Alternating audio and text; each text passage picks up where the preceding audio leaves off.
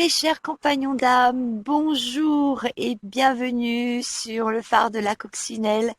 J'espère que ce message vous trouve en paix ou en tout cas sur son chemin.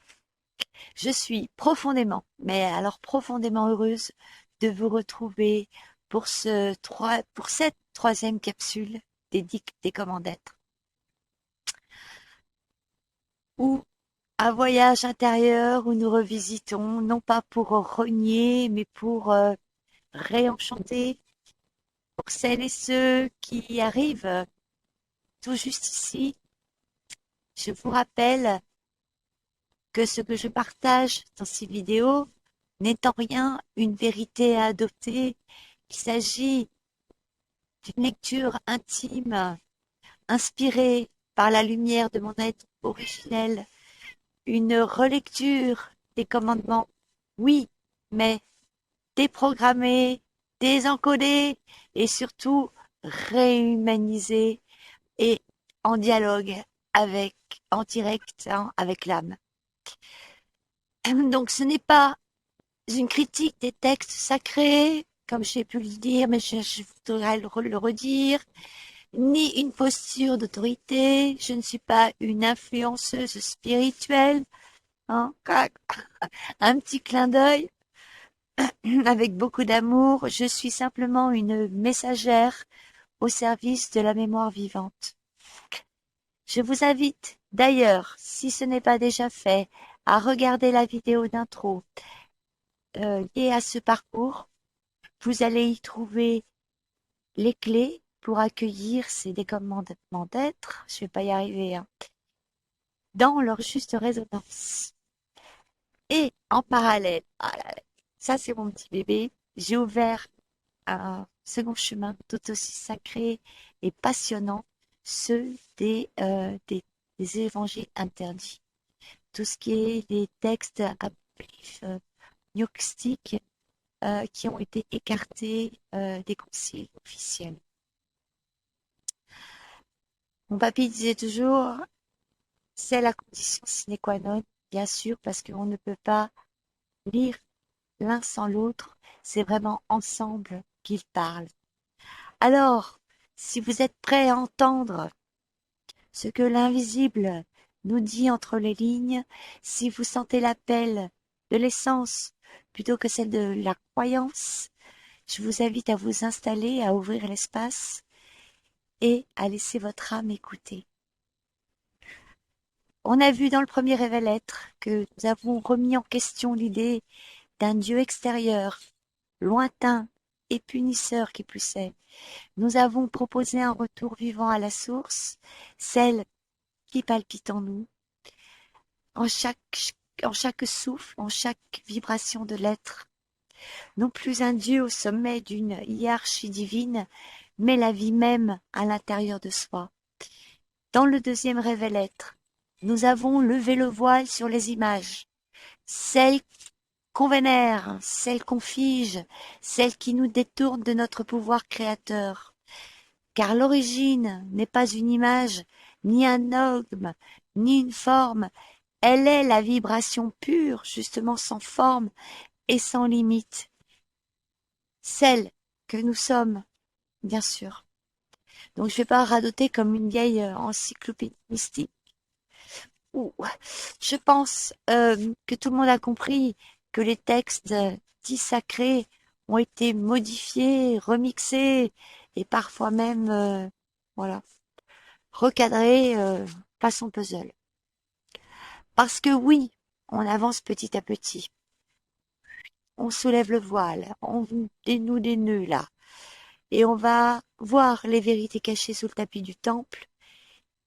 Et si on ne veut pas finir comme un vieux compteur, comment dirais-je, EDF, qui disjoncte à la moindre montée en vibration, il vaut mieux que l'on garde la lumière à tous les étages. Alors oui, le sujet est sérieux, mais on n'a pas besoin de plomber l'ambiance, hein, parce que bon, l'éveil, c'est quand même quelque chose de lumineux, quelque chose de merveilleux, et c'est pas un enterrement cosmique. Alors, que nous dit cet Exode chapitre 20, verset 7. Tu ne prendras pas le nom de l'Éternel ton Dieu en vain, car l'Éternel ne laissera pas impuni celui qui prendra son nom en vain. Bon, alors aujourd'hui, à la lumière de mon être originel, moi j'ai entendu une autre fréquence, bien sûr. Nous sommes en plein cœur de la vibration sacrée de ce commandement. Là, j'ai eu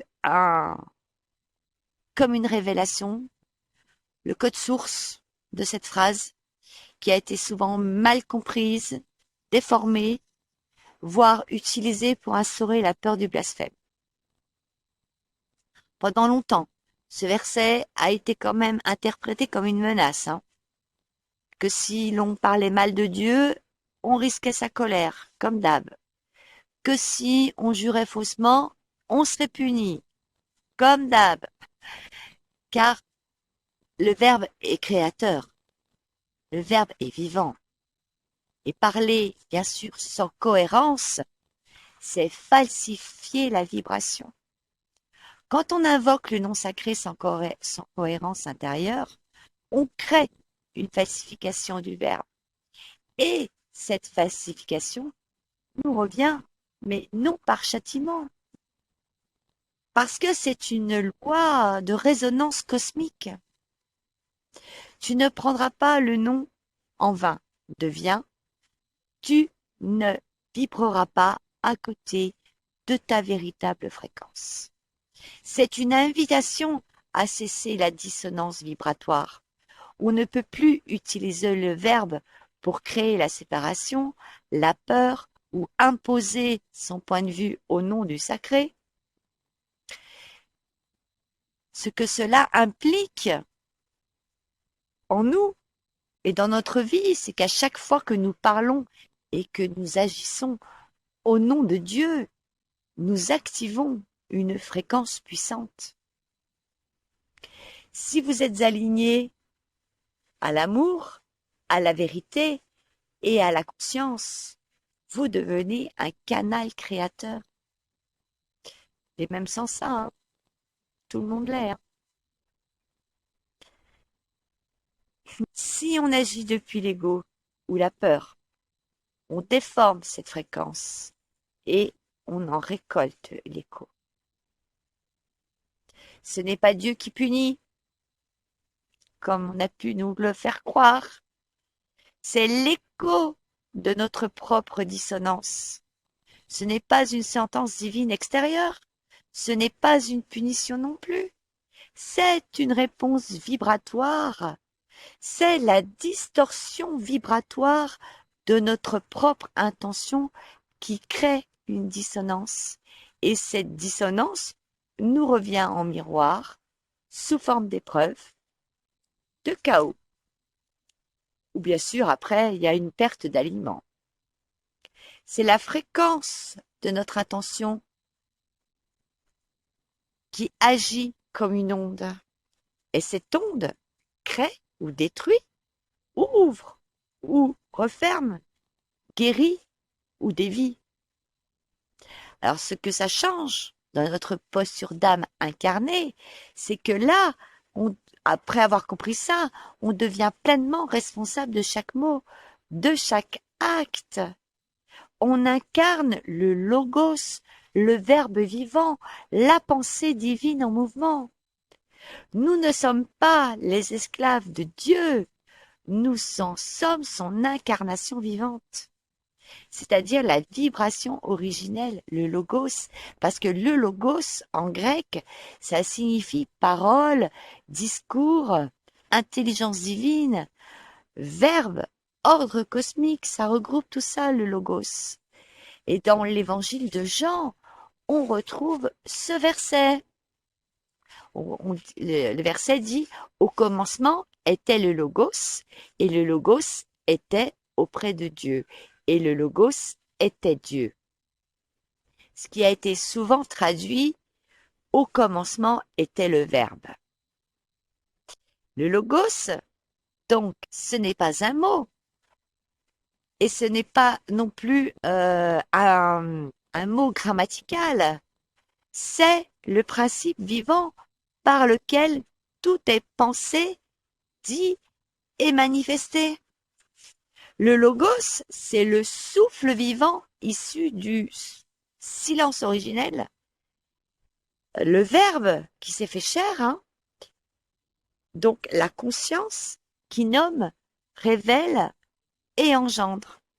Parce que dans l'évangile de Philippe, voici ce qui est écrit. Et attention, parce que je crois que je vais vous perdre. Le nom du Père est le Fils, celui qui dans le commencement donna un nom à celui qui venait de lui-même, tandis que lui-même engendra celui dont il connaissait le nom. Je suis sûre que vous venez de faire un tour dans votre pantalon sans toucher l'élastique, parce que moi, quand j'ai lu ces versets, j'ai dit non mais,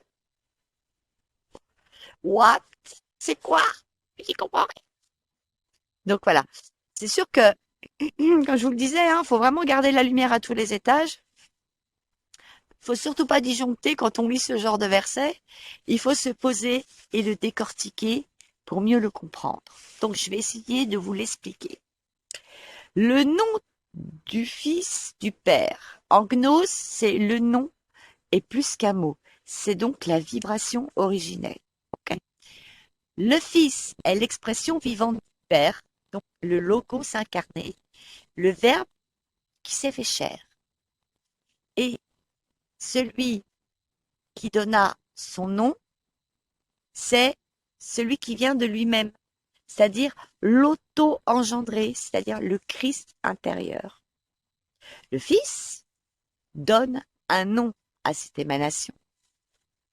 Donc nommer, c'est bien évidemment donc reconnaître, activer, transmettre une identité vibratoire. Nommer, c'est faire exister dans la forme ce qui était pure potentialité. Tandis que lui-même engendra celui dont il connaissait le nom, je vous perds pas là, restez avec moi, il engendre en conscience. Il ne crée donc pas à l'aveugle, il reconnaît ce qui est déjà là et il l'actualise par le verbe.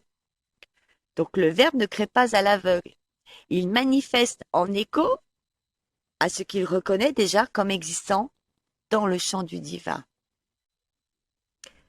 Nous ne sommes pas au service d'un Dieu extérieur, nous sommes l'expression du Logos, la parole créatrice qui s'est faite chair, souffle, regard, présence.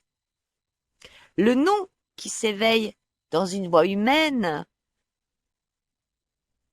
Donc, on n'enseigne pas au nom de, on parle depuis ce lieu originel où la pensée devient vibration, où la vibration devient forme et où la forme se souvient de sa source. Nous sommes la danse du logos, la respiration du verbe. On n'imite pas Dieu, on l'émane et on arrive là à la désactivation ultime de la matrice inversée. Parce que dans le vieux monde, le logos, lui, il est enfermé dans un dogme, dans un livre, dans une autorité. C'est une manière de dire que la conscience divine existe par essence et non par fabrication. Alors oui, bien sûr, nommer, c'est activer une vibration. Créer, c'est reconnaître ce qui est déjà vrai dans l'invisible. J'ai de ces flashs comme quoi je me vois vous expliquer tout ça, c'est fou. Bref, donc parler au nom de Dieu, c'est appeler la vibration créatrice à travers soi. Ce n'est donc pas juste une parole, c'est un alignement d'être. Parce que en réalité, le je suis, je sais, hein, j'y tiens à mon je suis. Parce que je suis, c'est une porte. C'est le nom est sacré parce que il nous rappelle qui nous sommes. Parce que si le verbe ne crée pas à l'aveugle, imaginez quand on emploie des mots comme je suis malade, je vais pas bien, j'ai un cancer, je ne peux pas, je n'y arrive pas, je suis nulle. Hein. Et dernièrement, bon, j'ai eu aussi une personne à qui j'ai dit, attention, tu entretiens par ton verbe. Et Yeshua dit dans les lettres du Christ, attention à ce que vous pourriez créer par vous-même sans avoir la moindre idée de ce que vous faites, juste avec la parole. Et il rajoute, vous n'êtes pas victime des circonstances et des expériences que vous vivez, mais leur créateur. Vous êtes le Verbe, le Fils, le Logos. Et le pire dans tout ça, c'est l'identification à tous ces mots qu'on utilise, qui nous plombent plutôt qu'ils nous élèvent. Parce que ça m'a rappelé aussi le premier accord toltèque, que ta parole soit impeccable, ce qui signifie que ton verbe soit pur, aligné, sans mensonge, ni envers les autres, ni envers soi-même. Les accords toltèques l'ont exprimé dans la sagesse du langage et de l'intention. Le Verbe divin l'appelle, lui, une parole vivante. Donc, non plus un nom qui nomme, mais un souffle qui crée. Et les deux se rejoignent dans le même centre, c'est-à-dire le pouvoir créateur du Verbe aligné. La parole est un sort, une, une onde vibratoire, donc elle peut créer ou détruire, élever ou rabaisser. Ce que l'on dit informe notre monde et le logos ne vous parle pas, il crée. Comprenez que votre parole est de l'ordre du divin, qui s'adresse au divin. C'est un ordre.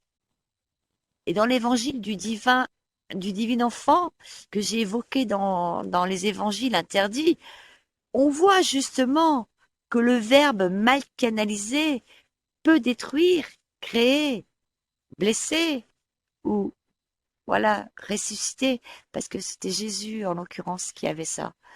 Donc on voit que la maturité du verbe est importante. Je ne parle plus donc du coup depuis mon personnage, ni depuis mon histoire humaine, ni mon identité sociale. Je parle désormais depuis ma présence, depuis le logos, depuis le nom que seule la source connaît. Et dans cette perspective, le nom n'est plus une étiquette, hein, comme moi je m'appelle Nadège Sylvie, ou comme vous Marie, ou éventuellement Sonia. Voilà. Donc c'est une fréquence source, un code d'origine. L'Éternel ne laissera pas impuni. On a dit que Dieu punissait. Ce Dieu qui juge. Allez, qui récompense, qui punit ou qui régente les hommes. Hein. On a dit qu'il récompensait les bons, qu'il foudroyait aussi les méchants, qu'il connaissait nos péchés et surveillait nos pensées. Croyez que ce portrait-là, c'est Dieu? Bah non, hein. C'est pas une révélation céleste non plus. Hein. C'est pas Dieu qui punit. C'est l'ego humain projeté sur le divin qui punit. Parce que c'est véritablement un miroir déformant de notre propre conscience qui se croit séparé de Dieu. C'est un Dieu façonné à l'image de nos peurs, de nos besoins de contrôle, de notre soif de justice conditionnée. Je ne sais pas si vous connaissez Louis Sanza. Pardon. C'était un Nagual. Et j'ai son bouquin, et dans la voie du sortir, il nous dit, parce que si on a l'image d'un Dieu qui juge et qui punit, on peut se donner le droit de juger et de punir. J'ai eu un échange cette semaine avec une personne sur le fait de, de juger quelqu'un ou de le condamner pour des faits. Et je lui dis, mais pourquoi tu condamnes cette personne, enfin? Arrête! Et il m'a dit, oui, tu te rends pas compte, c'est super grave ce qu'elle a fait. Punaise, je perds ma voix. Bien sûr, Mais cette personne, pourquoi va Dieu ne juge pas, Dieu ne la condamne pas. Pourquoi tu le fais alors? Voyez, on est encore dans ce bien, dans ce mal, dans cette dualité qui divise, qui nous divise. Mais on condamne, on fait ça tout le temps en fait. Hein. Même moi, hein, je m'aperçois des fois que je suis déjà partie de l'autre côté. Hein. Donc c'était pas Dieu qui nous surveille et qui nous châtie. Hein. C'est parce que ça revient tout là-haut, ça revient à la source. Et que la source ne fait que répondre à notre vibration. Et là, la vibration, elle ne ment pas. On n'a pas rencontré Dieu, hein. On a rencontré notre propre inconscient déguisé en autorité. Ce n'est pas Dieu tout-puissant au-dessus, hein, et nous tout petits en bas. Comme Jésus, voilà, c'est nous ne sommes pas séparés de Dieu. Nous ne sommes pas au service de quelque chose d'extérieur. Nous sommes au service de ce que nous sommes profondément. Et ce que nous sommes, c'est la source en mouvement, en incarnation, en manifestation. Enfin, il y a tellement de belles choses à dire. Ce que la conscience en moi a révélé, c'est que le vrai nom de Dieu, c'est Dios. C'est le nom en sanskrit. C'est ce qui veut dire que ça éclaire tout. C'est la source lumineuse en chaque être. C'est la flamme éternelle qui ne s'éteint jamais. C'est est, il est amour pur, présence, fréquence, mouvement vivant. J'espère que tout le monde aura compris que Dieu, ce n'est pas religieux, que Dieu, c'est une fréquence la plus haute. Reconnaître que Dieu en nous, c'est prendre conscience que chacun de nos actes devient un acte sacré. Ce n'est pas dire Dieu pour rien, ce n'est pas invoquer le divin tout en agissant depuis l'ego. Nous sommes Dieu et invoquer ce nom, c'est activer sa puissance sacrée et divine. L'utiliser pour servir l'ego ou manipuler, c'est trahir cette fréquence. Nous redevenons pleinement responsables de notre rayonnement.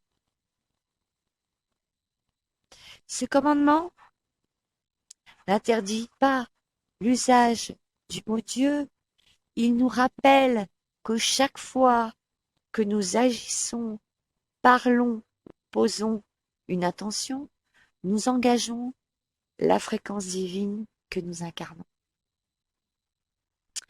On n'utilisera pas notre divinité pour nourrir notre personnage, encore moins pour nourrir notre ego. On se souviendra que notre verbe est création et que chaque mot, chaque acte porté en notre nom porte la trace du divin. Chaque mot, chaque acte, chaque souffle est une expression de Dieu à travers nous. Alors, agissons en son nom seulement si nous sommes dans l'alignement. Et qu'est-ce que ça change pour nous, être incarné? Reconnaître Dieu, c'est se reconnecter à la lumière originelle en soi.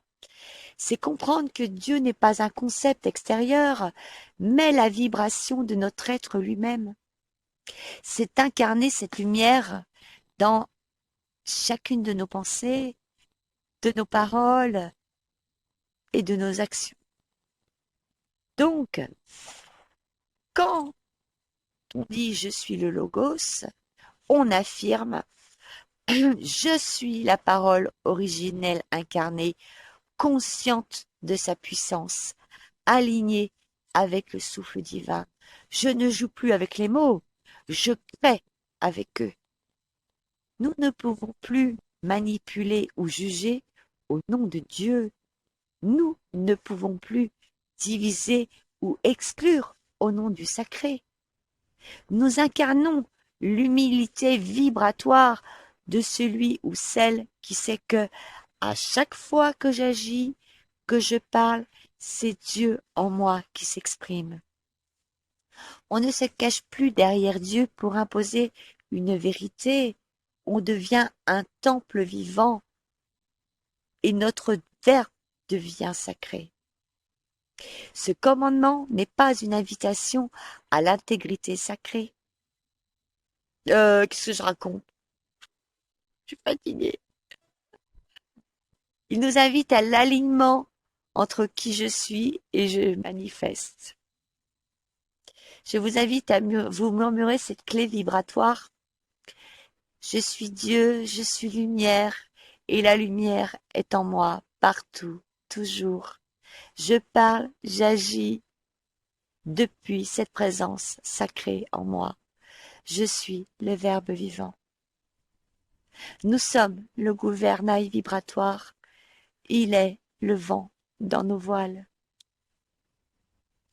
Je souhaitais vous faire un petit exemple pour vous montrer à quel point on est vite hors jeu vibratoire, tout en croyant bien faire.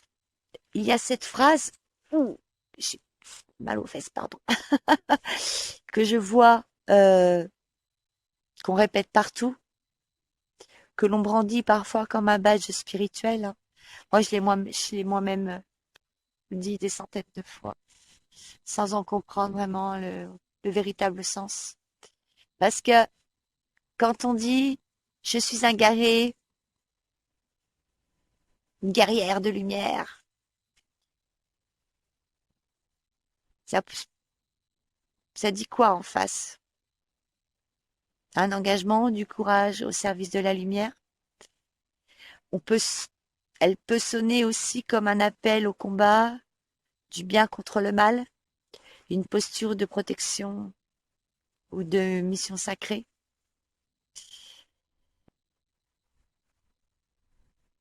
Je veux pas critiquer, hein, surtout, hein, mais faites bien attention parce que c'est quelque chose que l'on dit avec fierté, hein, et parfois avec une énergie martiale, un peu belliqueuse, hein, sans pour autant forcément qu'on en soit conscient.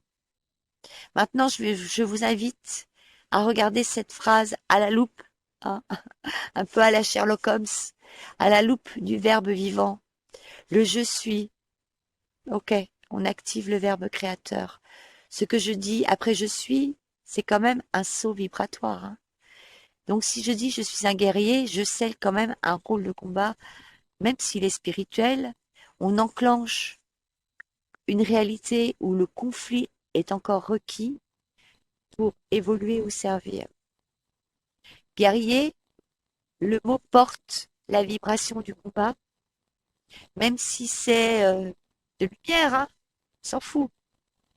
Il y a toujours l'énergie de dualité.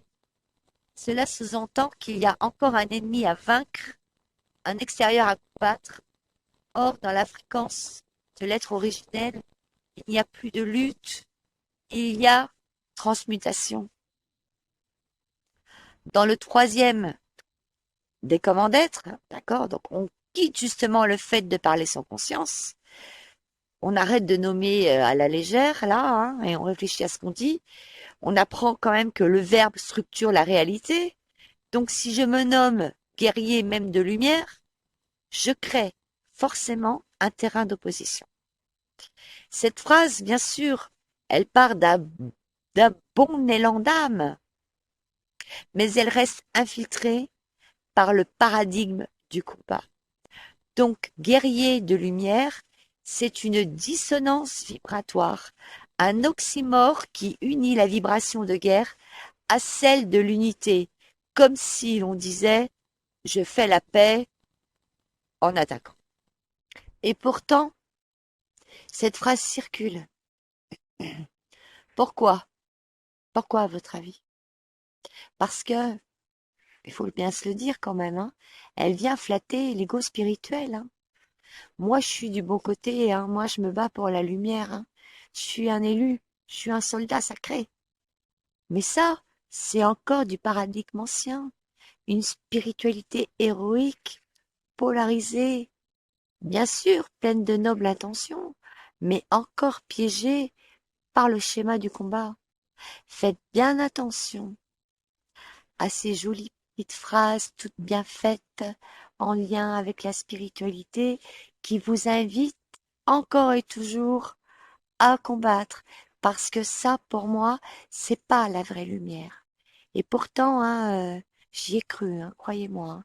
J'étais la première à dire, yeah, je suis une guerrière. Ouais, moi je me bats contre pour la lumière, machin. On laisse tomber ça, quoi. Faut laisser tomber ça. Transmutons. Je suis un pilier de lumière. Je suis la lumière incarnée. Hein, je suis la lumière en incarnation et en manifestation. Je suis la présence qui réinforme. Bref, il y a tellement de belles choses à dire que d'utiliser ce mot guerrier. Parce que Dieu ne combat rien, rien ni personne. C'est pas Dieu qui combat, c'est l'humain. Et c'est ce que je disais plus haut. On ne se sert plus de Dieu pour notre ego. On n'est pas là pour être des guerriers de lumière. On est là pour être la lumière. Et c'est tout. Point barre, il n'y a rien derrière. Rien devant, rien derrière. Rien devant, rien derrière. Je vais y arriver. Mais croyez-moi, jamais, jamais, jamais la lumière combat. Jamais. Elle accueille. Alors, on arrive au révèle-être. Et donc, le révèle-être. Alors,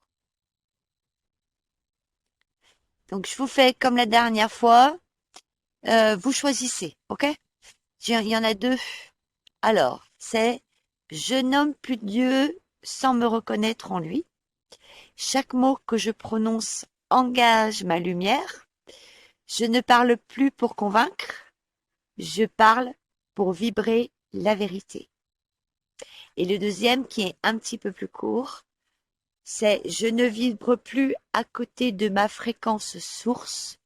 Je suis la résonance du nom divin dans la chair. Je suis le cœur vibrant du logos. Voilà, donc votez, hein, au lieu d'aller voter pour des clampins qu'on a collés, hein, voilà, votez pour des choses de lumière. Voilà, c'est dit. Voilà, je pousse un petit coup de gueule là parce que euh, les pouces levés, les petits commentaires, ça fait booster la chaîne et ça ouvre sur une autre porte que celle qui nous donne aujourd'hui ce qu'ils sont en train de nous préparer. Voilà. Je compte sur vous pour voilà pour faire des petits pouces, pour partager aussi parce qu'il y a plein de personnes qui sont pas au courant et qui aimeraient l'être. J'ai fait c'est pas des recherches, hein, mais j'ai interrogé quelques personnes autour de moi euh, en leur disant, tiens, tu connais les évangiles interdits? Est-ce que, bah non, de quoi tu me parles? Je suis pas au courant. Voilà, des gens qui ne savent pas. Il y a des choses qui ont été cachées, planquées, enterrées et qui suivent à la lettre ce qu'on leur dit.